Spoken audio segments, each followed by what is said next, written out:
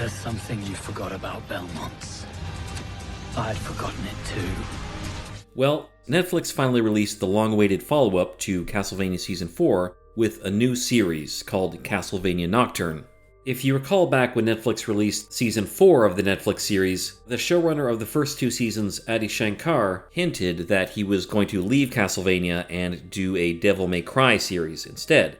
And it turns out he is doing the Devil May Cry series. However, Castlevania will continue, this time with new showrunners Kevin Colday and Clive Bradley, although Adi Shankar is still listed as executive producer. This new series takes place around 300 years after the previous one and follows Richter Belmont, rather than his ancestor, Trevor Belmont. But you probably already knew that. What you're tuning into this video for is a breakdown of the Easter eggs and references in the series. So I'm going to break down as best I can all the references to the original video games, and even some of the real-world historical and cultural references in this series. So without further ado, let's get started. In the beginning, we find ourselves in Boston at the end of the American Revolution in 1783. We are introduced to a very young Richter Belmont and his mother, Julia Belmont. Richter is definitely one of the most popular Belmonts, having appeared in 6 Castlevania games and several other games like Super Smash Bros. And Dead Cells. Richter's first appearance was in Castlevania Rondo of Blood, which was originally released in 1993 in Japan on the Super CD-ROM, and then later released in 1995 as Dracula X on the Super Nintendo. He then appeared in what many Castlevania fans believe is the best Castlevania game, Symphony of the Night, at least in the beginning, and then later on in that game. In the beginning of Symphony of the Night, Alucard has to come in to save Richter, which is a little bit like what happens later in the series, but I digress. Richter's mother, Julia Belmont, is an original character created for the series, but before Julia and Richter can leave for France, they are confronted by another character found in the games, Orlox. Orlox in the games is a boss of the upper part of Dracula's castle in Symphony of the Night. He also appears in Aria of Sorrow and Dawn of Sorrow. However, the Orlox in this series definitely adds a lot more backstory and detail to the character. Orlox is sometimes called Count Orlox in the games, which is clearly a reference to Count Orlok, the vampire character of the 1922 silent film Nosferatu. In the games, we don't really know much about him except for the fact that he's a vampire and he wears a purple suit, which they clearly adapted for the series, and they also adapted some of his attacks from Symphony of the Night. For example, the skull summoning attack is taken right from one of his attacks in Symphony of the Night. In the games, Orlox can also transform into a giant, not very specific lizard creature, whereas in this series, he transforms into a dragon or serpent-like creature rather than an anthropomorphic lizard guy. The creature does resemble some of the Castlevania enemies like the Salamander or the Orphic Vipers from Super Castlevania 4. However, given that we later learned that Orlox in the series is an Aztec, it seems most likely this form is meant to portray a feathered serpent, as these creatures were seen as deities in Mesoamerican mythology. For example, the Aztec deity Quetzalcoatl, as well as the Mayan deity Kukulkan, are thought to be feathered serpents. During this sequence, we also see that Julia, as an ancestor of Sypha, has clearly inherited some of her speaker abilities. She uses several of Sypha's ice and fire attacks, originally inspired by Castlevania 3, as well as several other games that Sypha appears in. I should also note that, like Trevor before her, Julia dons the Belmont family crest from Castlevania Lords of Shadow, as Richter does later. The young Richter also displays some magical ability, but it seems after witnessing his mother's death, he develops a magical block until later in the series. After Orlox lets Richter live, he manages to get aboard the boat to France, and we cut to 9 years later, Vendée, France, which would be 1792, a few years into the French Revolution. And this also happens to be the year that Rondo of Blood is set in the games. An interesting thing this series does is to make most of the nobility who are being overthrown in this revolution literal vampires. The reason they chose Vendée seems to be in reference to the war in Vendée, or Vendée counter-revolution. In the Vendée region, the nobility allied themselves with the Catholic Church to suppress the revolution, much like the abbot allies himself with vampires later in the series. It's here that we meet Maria Renard for the first time. She is also adapted from the games, having appeared in 4 Castlevania games, starting with Rondo of Blood, and she's often associated with Richter as an alternate playable character. However, I'm glad they didn't make Maria exactly like she was in Rondo of Blood, or at least the English dub of Rondo of Blood, because she was a little bit too kawaii for me in that. My name's Maria Renard. I came here to beat some bad fun. In the series, she wears her standard colors from Rondo of Blood. However, her outfit seems more reminiscent of her outfit in Dracula X Chronicles rather than the dress she wears in Rondo of Blood. Although during this scene, they did give a little wink to her original outfit by having her wear a red ribbon in her hair.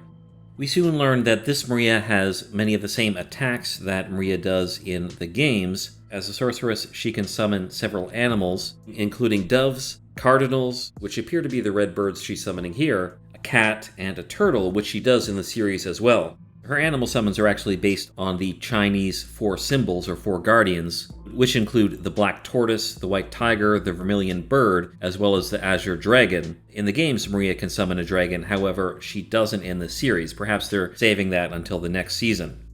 After their battle with the vampires of Vendée, Maria and Richter proceed to Machecoul, a real former commune in western France, where they spend most of the season. At the church, we get a quick nod to the games when Richter makes the peace sign. This is a reference to his victory pose in Rondo of Blood, and soon after, we meet Tera, who in the series is Maria's mother. Tera is also based on a supporting character that appears in Castlevania Rondo of Blood and the Dracula X Chronicles. However, in the games, she's not Maria's mother, but rather a nun villager who was kidnapped by Dracula's forces. In the series, she's made into a speaker, who obviously taught Maria her powers.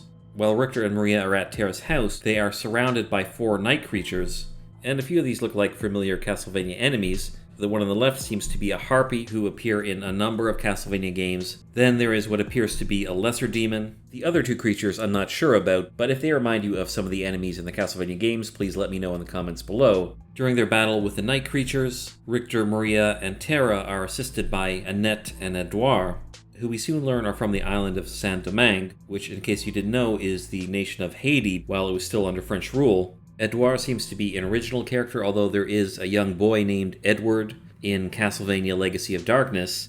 Annette, on the other hand, is a reference to a character from the games, although she's fairly different, and that's the subject of some controversy.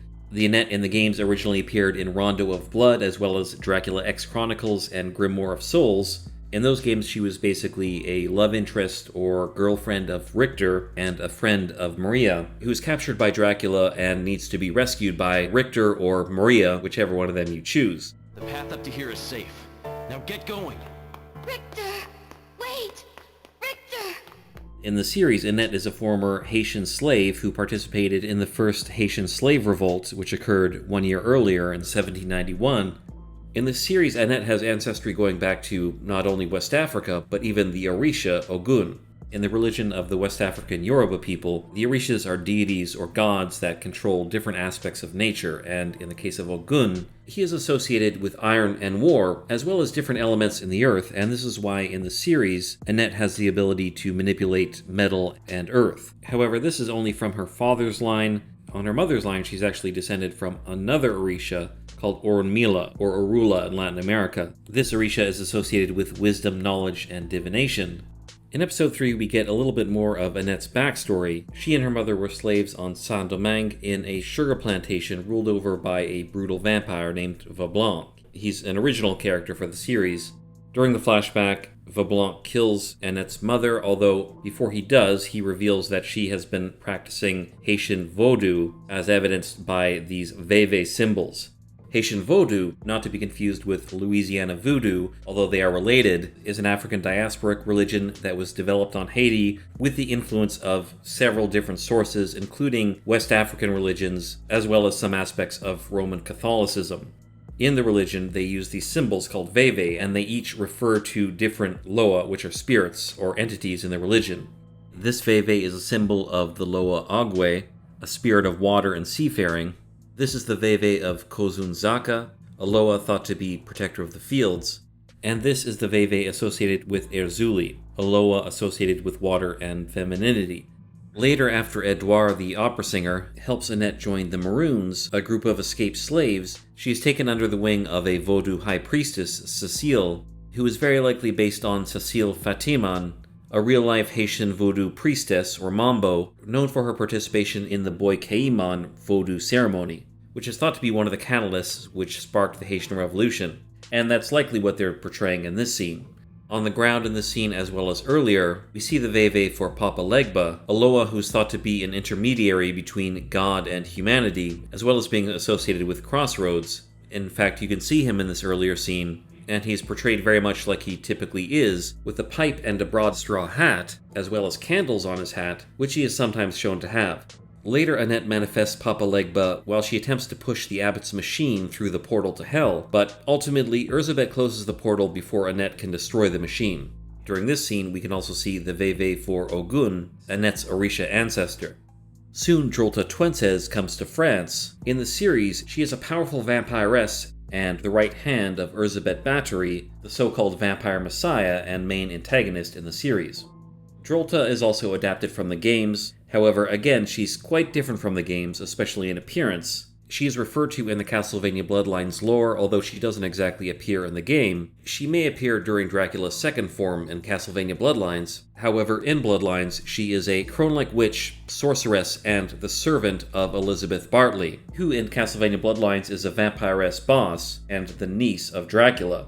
As you may have noticed, Erzsebet Báthory's name is a little different in the games. She's called Elizabeth Bartley in the English version of Bloodlines, but she's also called Erzsebet Báthory in alternate versions, and Erzsebet Báthory in the Japanese version. The name of this character is adapted from the real-life Countess Elizabeth Báthory, or Báthory, who was a Hungarian noblewoman in the 16th and 17th centuries, suspected of torturing and killing hundreds of young girls for the supposed purpose of bathing in their blood to maintain her youthful appearance. This horrific practice is very much like that of a vampire, and so it's no wonder she has been adapted into much vampire lore. The true story of Elizabeth Báthory also inspired details of the character in the games, as well as the series. We learn that Erzsebet Báthory in the series also captured and tortured many young women, including Tera's sister and almost Tera herself before she escaped. In Castlevania Bloodlines, Erzsebet also engages in the murder of young women, that is, before she was imprisoned and resurrected hundreds of years later by her servant, the sorceress Drolta Succubus, after which Erzsebet resurrects her uncle Dracula. Drolta Succubus was inspired by the real-life servant of Elizabeth Báthory, Cecile, who was supposedly put on trial as an accomplice of the crimes of her mistress before she was burned alive. I should also note that in the series, Erzsebet's design greatly resembles Carmilla. Not Carmilla from the previous Castlevania series, but actually Carmilla from the animated film Vampire Hunter D Bloodlust. It's almost like the show creators were trying to channel the antagonist from that film when they designed Erzsebet, but we'll get more into Erzsebet later. In the series, we discover that the abbot is actually a forge master, and it is him that is summoning the night creatures in an attempt to ally himself with Erzsebet to save his church. However, things don't go quite as he planned. In this scene, we see a night creature that aids in the forging that is very reminiscent of one of Dracula's boss forms. The body is different, but these three helmeted heads look very much like this monstrous final form that Dracula takes on in Symphony of the Night. Richter, Annette, and Maria attempt to rescue Edouard, now in night creature form, from the dungeon where he is being held. During the scene, Richter uses his knives, a trademark weapon from all the Castlevania games, along with the whip, which of course he also uses. The way he throws many knives is also similar to his dagger item crash in Rondo of Blood. During the fight, Richter is reunited with Olrox, and after reliving the trauma of his mother's death, decides to simply run away, after which he meets the Silver Fox in a tavern who turns out to be his grandfather, Juste Belmont. Juste is the protagonist of Castlevania Harmony of Dissonance. Harmony of Dissonance was released in 2002 for the Nintendo Game Boy Advance, and its original title was Castlevania Concerto of Midnight Sun, a title that kind of evokes the later events of this series. Incidentally, the game Harmony of Dissonance is set in 1748, 44 years before the events of Rondo of Blood, as well as this series, so it sort of fits the timeline of the games that Juste might pop up in this series, although in the games they don't really specify that he is Richter's direct grandfather. In the series, Juste explains that among all the Belmonts, he was one of the greatest users of magic, which also fits with the games because he has a number of spell books in that game, although magic attacks are not really uncommon for Belmonts in the Castlevania games.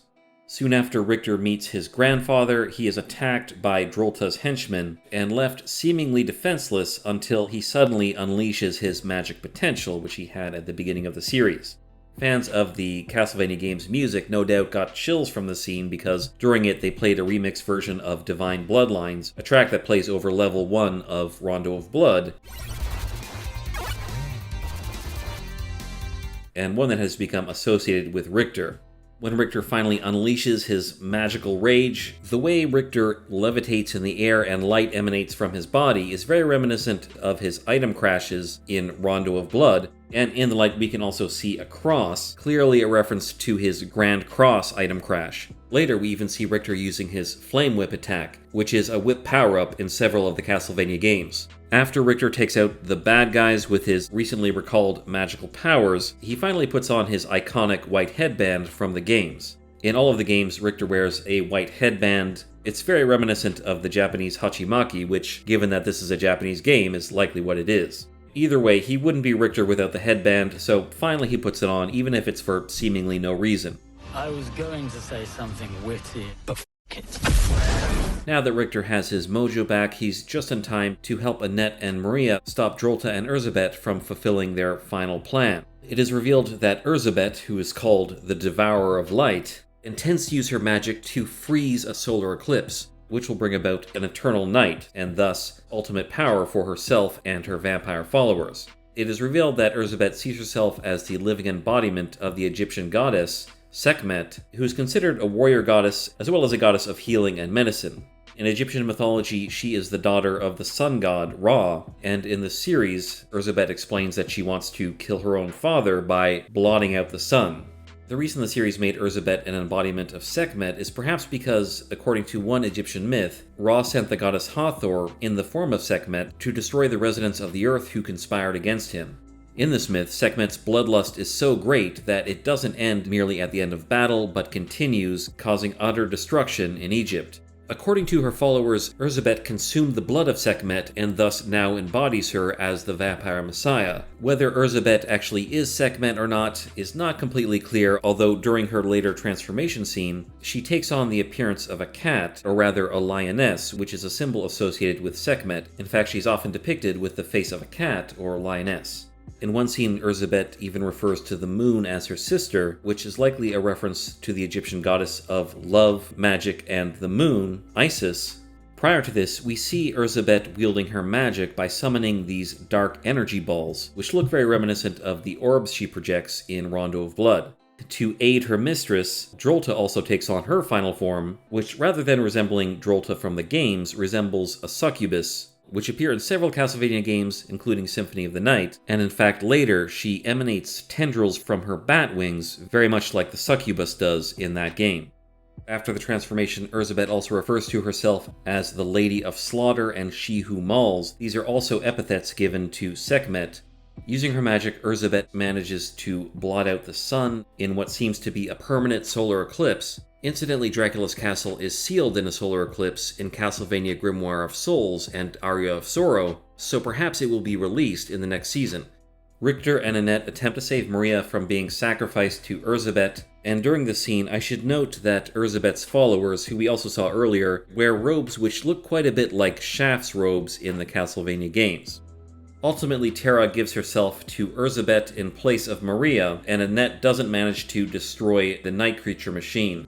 It seems all is lost, and after they escape, Drolta flies after Richter and Annette to kill them, but before she can, who appears but the prodigal son of Dracula, Alucard, and it seems 300 years later, he still has his sword familiar.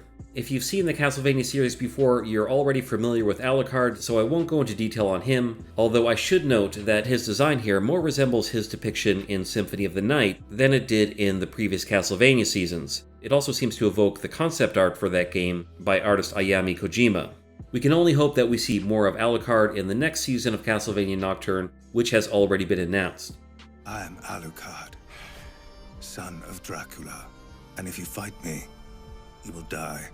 Those are all the references and Easter eggs I noticed in the Castlevania Nocturne series. I'm sure I didn't notice everything, so if I missed anything, especially some of the enemies from the Castlevania games, please let me know what those are in the comments below. I didn't give my review of the series, but I thought overall it was pretty good, although for me it didn't really hold up to some of the better seasons of the previous series.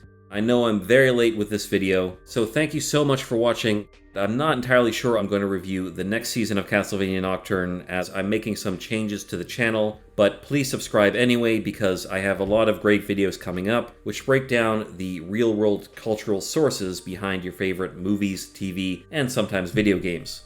Be sure to give the video a like, and check out my other Castlevania series reviews linked on the screen here. Thanks for watching, and until next time.